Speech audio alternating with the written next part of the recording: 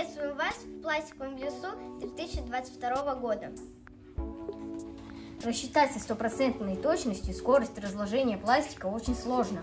На процесс влияет множество факторов: температура, влажность, попадание солнечных лучей.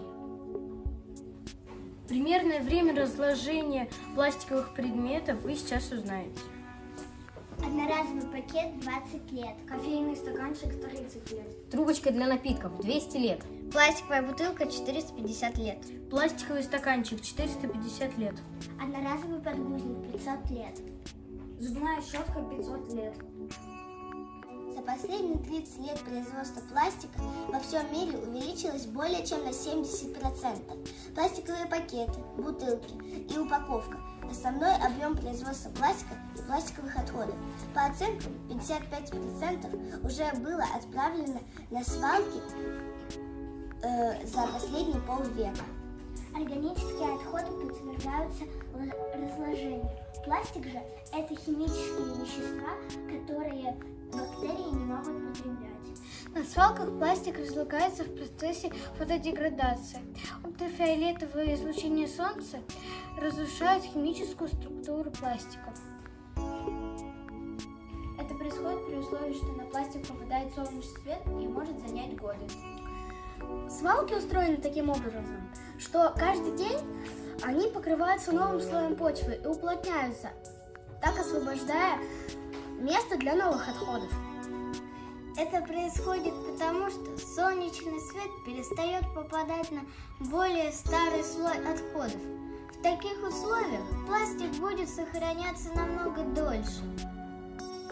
Да, это пластиковый лес, а значит нет растений, нет насекомых и нет птиц, и нету животных. И скорее всего, в нем нет кислорода. Пищевая цепочка – это последовательность, в которой живые организмы едят друг друга. Обычно она начинается с растений, потому что только они способны создавать питательные вещества из воды, воздуха и почвы. Потом идут травоядные животные, которые едят эти растения. Потом хищники, которые едят травоядных. Замыкают цепочку грибы, животные и микроорганизмы, которые едят мертвых животных и растения. Они возвращают питательные вещества в почву и позволяют растениям начать пищевую цепочку. Если в земле будет много пластиковых отходов, то перестанут расти деревья, кустарники и травы. И значит, перестанет работать пищевая цепочка. На земле исчезнет все живое. Мы лишимся кислорода, который дают нам растения. Окружающий нас мир может погибнуть. Человек серьезно должен задуматься о утилизации пластиковых отходов. Вот пластиковый лес. Тут нет чудес. Не растет здесь ни зелень, ни грибов, нет цветов. Здесь не бродят медведи и олени эти. Здесь не растет трава. Тебя тут не ужалит оса. Здесь не встретите вы зверей. Эй, подожди. Эй, что тут случилось?